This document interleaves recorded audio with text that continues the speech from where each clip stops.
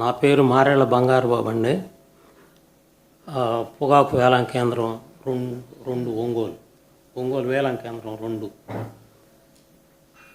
ఇప్పుడు వ్యాపారస్తులు మాయాజాలం ఏంటంటే ఎక్స్పోర్టర్స్ ఏమో వాళ్ళు ఆర్డర్స్ తీసుకునేటప్పుడు డాలర్స్లో తీసుకుంటారు.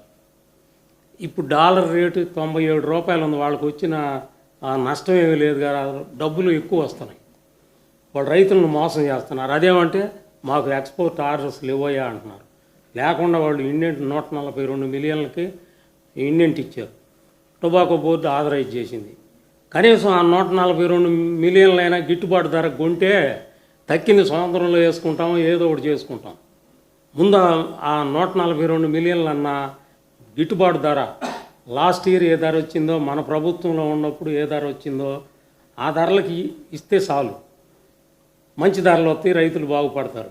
ఇవాళ రైతాంగం పరిస్థితి ఎట్లా ఉందంటే తెలుగుదేశం వాళ్ళు, కాంగ్రెస్ వాళ్ళు కానీ అందరూ రైతులే, పొగాకు పట్టించేవాళ్ళు అందరూ. ఆ పార్టీ ఈ పార్టీ అని కాకుండా మీ జగన్మోహన్ రెడ్డిని దేశరాండయ్యా మాకు ధరలు వస్తాయి అని అంటున్నారు అందరూ.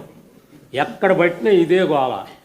మీరు ఆ జగన్మోహన్ రెడ్డి గారిని అన్న దేశరాండయ్యా మేము గెట్టును పడతాము, ఆయన ప్రభుత్వంలో మంచి ధరలు వచ్చినాయి, రైతాంగం అంతా బాగుపడ్డారు, వర్షాలు కురిసినాయి, బాగా పొగాకు మంచి రంగు వచ్చింది, అన్నీ చేసినాయి.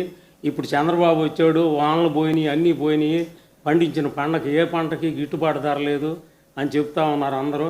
కాబట్టి మీరు ఏదైనా కానీ ఒక చర్య తీసుకొని మీరు వస్తేనే ఈ పొగాకు రైతులు ఈ మార్కెట్ మాంద్యం నుంచి బయటపడతారని ఈ సందర్భంగా కోరుతా ఉన్నాం. అదే ఎక్స్పోర్టర్స్ పరిస్థితి అదైతే వీళ్ళు సిగరెట్ మ్యానుఫ్యాక్చరర్స్ వీళ్ళందరూ మాకు జిఎస్టీ పెంచారు, జిఎస్టీ తగ్గించమని అడుగుతున్నారు. జిఎస్టీ ముందు కడతారు, తర్వాత రీఎంబర్స్మెంట్ తీసుకుంటారు. వాళ్ళకి వచ్చి నష్టం ఏమి లేదు. కాకపోతే ఏంటంటే అది ఒక వంక చూపించి రైతు దగ్గర నుంచి తక్కువ తీసుకోవాలి. పొగాకు వేసేటప్పుడేమో, ప్లాంటేషన్ వేసేటప్పుడేమో ఐటీసీ వాళ్ళు, జీపీఐ వాళ్ళు ఓళ్ళల్లో బృందాలుగా తిరుగుతారు.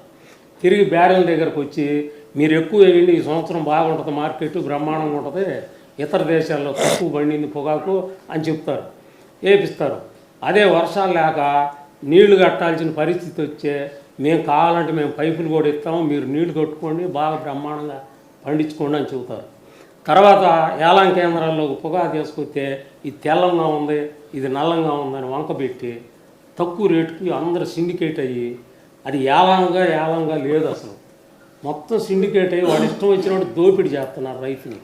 ఈ రైతు కష్టాలు గట్టెక్కాలంటే మీరు వచ్చి విజిట్ చేసి ఏదన్నా రైతాంగానికి చేయబట్టి నడిపించిన రైతు భరోసా కేంద్రాలు ఈనాడు మొత్తం నాశనం అయిపోయినాయి, ఎవరు లేరాడ.